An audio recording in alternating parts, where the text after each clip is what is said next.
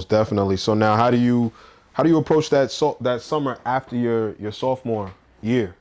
Uh, Now that you've been you've played varsity now. You dedicated your entire freshman summer to basketball. What is your sophomore summer now looking like? It was a lot of the same. I stayed with the same dude. Now he has started kind of developing us into like more of a team. So he started putting us in some tournaments, like just around nothing big, but like I think we might have played in like I can't remember exactly, but like I think we played in MTG in Queens, like LES Express. I think we might have played in West Fourth and just some random stuff. So now we're playing a little bit more. Like we weren't really an AAU team, but he kind of just had us hooping together. Yeah, hooping locally and stuff. But same thing, we were in Smith Rec Center every day working out. And I think that was also a big summer when I really started to develop physically too. I started growing. I started getting more athletic. I got stronger. And so that I think just with the work, I was really able to kind of lock in. And were you starting to hit weights at this time at all? Yeah, because they had a weight. It wasn't nice, but they had a rec. It was a whole rec center. Yeah, it's a whole rec center. Yep, I've been down there. They had a gym in there, or like a little weight room. So we definitely started doing more stuff like that. And then I think naturally, I just kind of started, developing athletically. Got you, man. So I think that might have been one of my biggest summers for sure. Yeah. In terms of my development. So you're not doing any traveling yet? No, I didn't. We didn't play. I still to that point hadn't ever really played AAU except for that little bit in middle school. But we weren't traveling to any tournaments. Like I wasn't on the radar of any and really just especially in New York too. Especially in the summertime, there's so many good dudes. You see all these dudes, and I felt so far away from all that. Yeah. But even in my high school, MLK was PSAL A in Manhattan, so like no one was watching. No one really cared about those games. There was no real dudes. I mean, there was a few, but in terms of just like the overall hoop scene, it didn't really have much of much of an impact. Yeah, that much notoriety. Exactly. Right. So, but I felt like that it was still just like, all right, I just gotta keep like it's just what made sense to me. Like, all right, I'm just gonna keep hooping. Like, I had a lot of fun doing it. I made a lot of really close friends from it. So I was like, yeah, this is just how I'm gonna spend my summer. Are you having any idea of what it takes to become a Division I dude at this time, or you still kind of like don't really know? You got to work hard, but yeah, I still was like, that was always a dream of mine to play at college and play at the highest level. And I it was starting to maybe get more realistic, but not really at that point. Not until I think that junior year of high school was when I really started to think, all right, maybe there's something I can actually do. So take us through that. I know your junior year you were named team captain. So first, before you take us through the year, when did you find out you would be named the captain, and what did it feel like to have that honor? I remember thinking that year, because a lot of those seniors from the year before who, maybe weren't as happy with me, they'd graduated. And so we had a pretty new team that year. And I think it kind of just like, that was not necessarily expectation of mine, but it was something that I kind of was kind of hoping for. And when it happened, I was like, yeah, this is like, this makes sense for me. But it was certainly something I was grateful for. I think I can't remember if we like formally did like a meeting or something like that, or it might have just been like in the beginning of our first game, coach was like, yo, go do the captain's meeting. It was me and my teammate Glenn.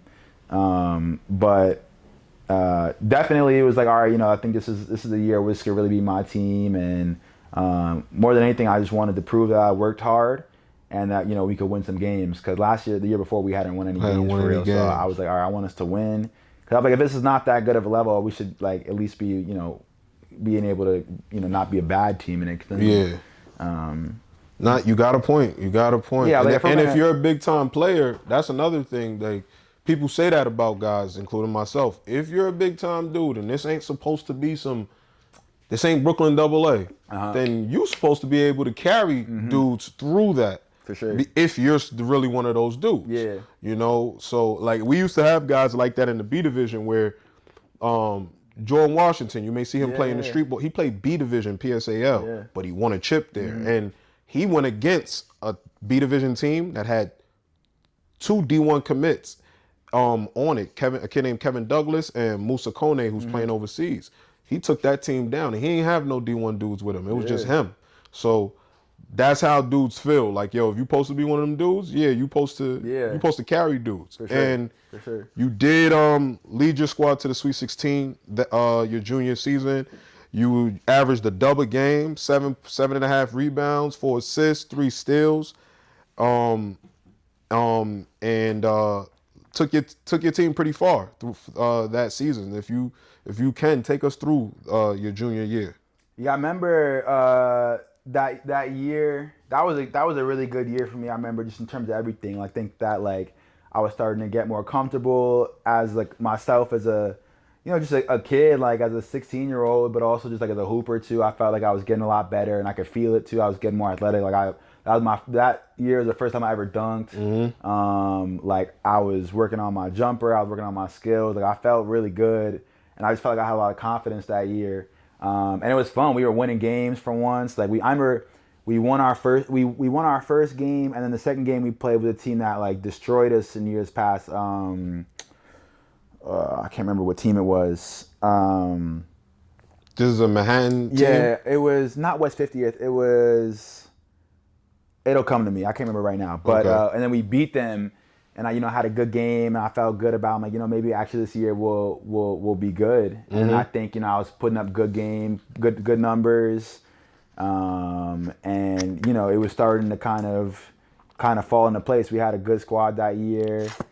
And I was just like, and that's when I really felt comfortable, because at times before I didn't really feel like, I'm like, oh, do I stay here? Like, do I? And even still, I didn't really know that. But I'm like, all right, this season was good for me as a basketball player, and just as like a high schooler too. I remember thinking that was a fun year. Yeah. And we won some games. We went pretty far. We lost. That was the first time we went to Manhattan Borough. We went to the Manhattan Borough playoffs, and that's when it's like all double A's usually. Yep.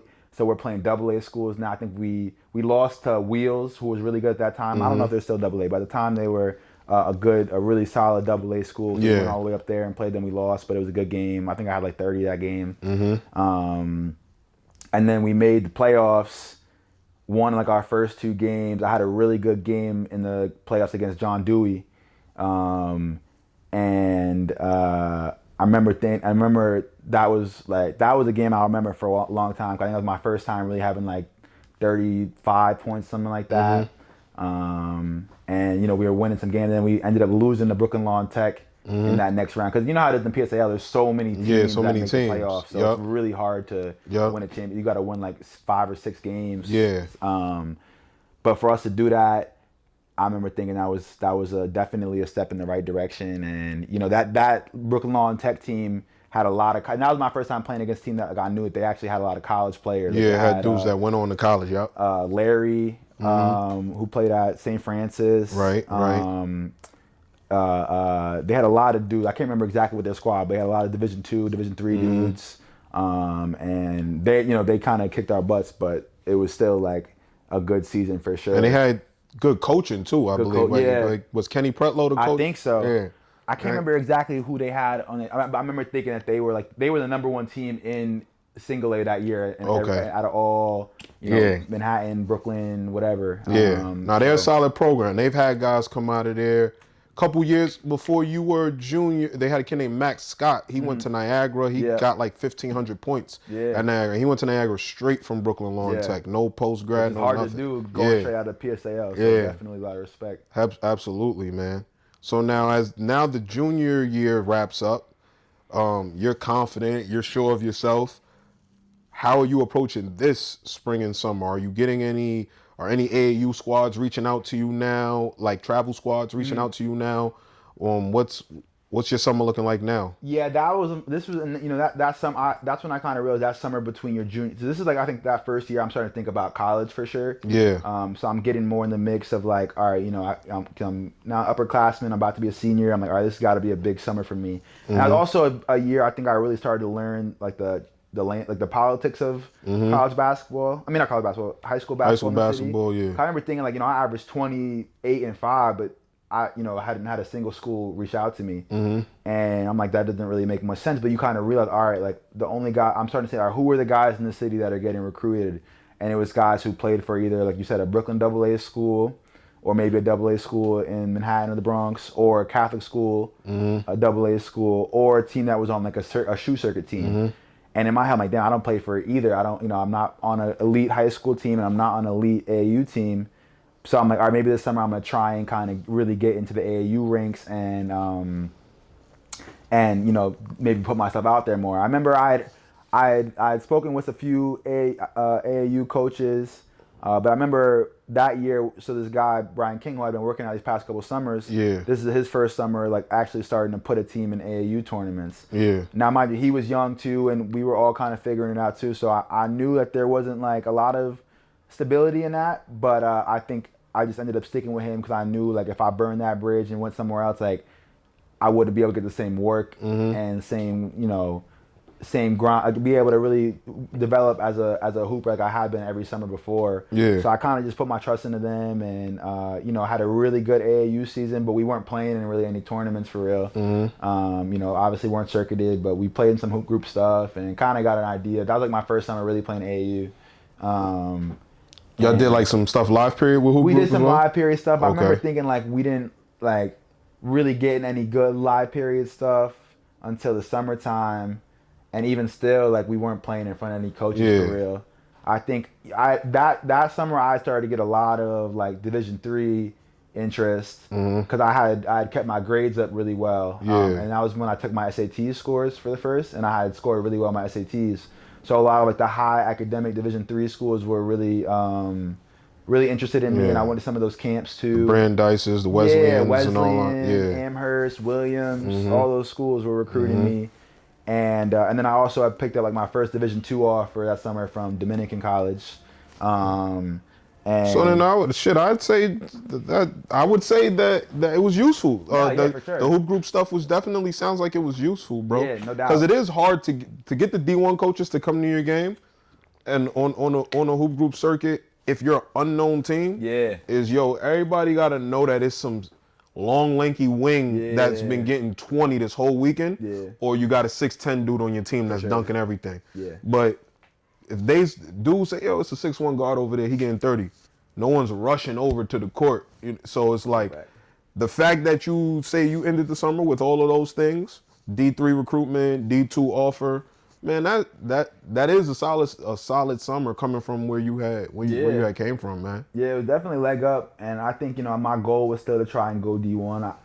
I kind of thought of it as a little bit of a pipe dream, but I'm like, you know, I think I'm talented enough, or at least I had the motor and the work ethic to do it. It was just a matter of me I just wanted to get in front of those coaches of it, just give me a shot, like I'll prove it.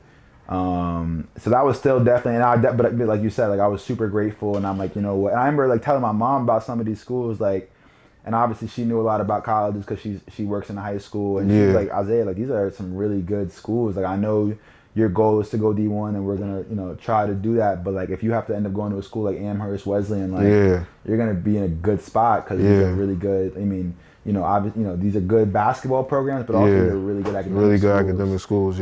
So definitely, she was like, don't take that for granted. Like, you know, these are your work is paying off.